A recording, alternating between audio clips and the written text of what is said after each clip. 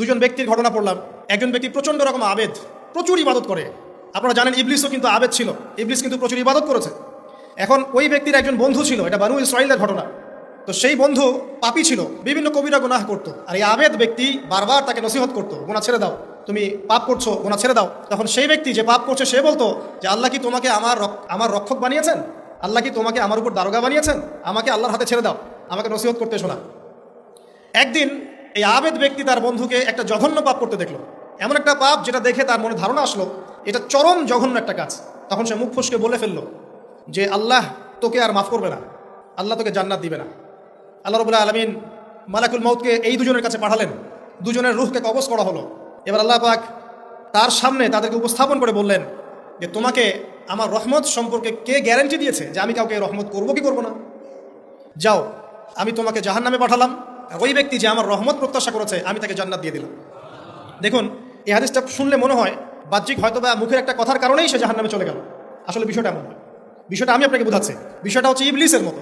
ইবলিস কিন্তু শুধু মন থেকেই বলেনি যে খলাকতানি মিন নার ওয়া খলাকতাহু মিন তিন, আমি কেন তাকে সিজদা করবো আদমকে, আদম তো মাটির তৈরি আর আমি তো আগুনের তৈরি। এটা ইবলিসের শুধু মৌখিক স্টেটমেন্ট ছিল না, কারণ কি ছিল? আবা ওয়াস্তাকবারা, সে উদ্ধত হয়েছিল, অহংকার প্রদর্শন করেছিল। ভিতর থেকে ইন্টারনালি সে অহংকারী ছিল, সে আন্ডার এস্টিমেট করে কথাটা বলেছে, শুধু মৌখিকভাবে বলে নাই। কিন্তু ঠিক এই ব্যক্তির ঘটনা এমনই, সে মন থেকে অহংকারী হয়ে উঠেছিল, যদিও বা সে আবেদ ছিল। এখানে আমরা যারা প্র্যাকটিসিং মুসলিম হওয়ার চেষ্টা করছি আমাদের জন্য এখানে নিদর্শন আছে। অচত নামাজ পড়েই ভেবে বসবেন না যে অনেক কিছু করে ফেলছে, এক চিল্লা দিয়ে মনে করে ফেলবেন না যে দিনের জন্য অনেক কিছু করে ফেলছে। একটা হজ করেছেন, ওমরা করেছেন, সিয়াম রেখেছেন, দিনের জন্য দান সদকা করেছেন, একটা মাদ্রাসা মসজিদ করেছেন, ভেবে বসবেন না আপনি সব অনেক কিছু করে ফেলেছেন এবং অন্যরা সব কক্রোচ তেলা পোকা, ওরা জাহান্নামে যাবে, এমনটা মনে করবেন। জানি না আমরা যে কার আমলের কতটুকু আল্লাহর কাছে কবুল হচ্ছে। তো এখানে এই ব্যক্তির সমস্যা ছিল এই, সে নিজের আমলটাকে অনেক ভারী মনে করছিল এবং সে স্টেটমেন্ট দিয়ে ফেললো যে তোকে আল্লাহ পাক মাফ করবে।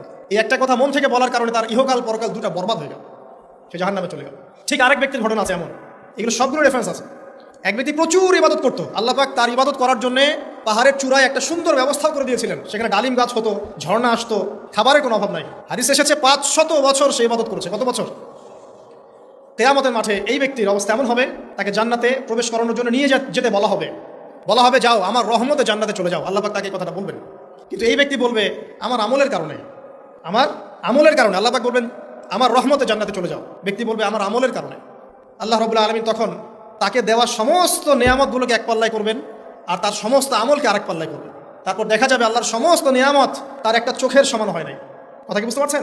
একটা চোখের যে নিয়ামত আল্লাহ পাকের, সমস্ত আমলও 500 বছরের ইবাদত এতটুকু হয়নি। তারপর তাকে বলা হবে ওকে জাহান্নামে নিয়ে যাও।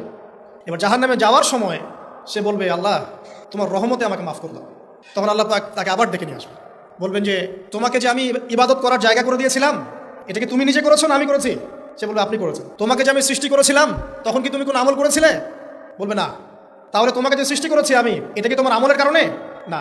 তোমাকে সারা দুনিয়াতে এত নিয়ামত দিয়েছি, এটা কি তোমার আমলের কারণে? সে বলবে না। তখন তাকে জান্নাতে প্রবেশ করানো হবে। কিয়ামতের মাঠে এমন অনেক ঘটনা ঘটবে যেটা আমাদের চিন্তার বাইরে।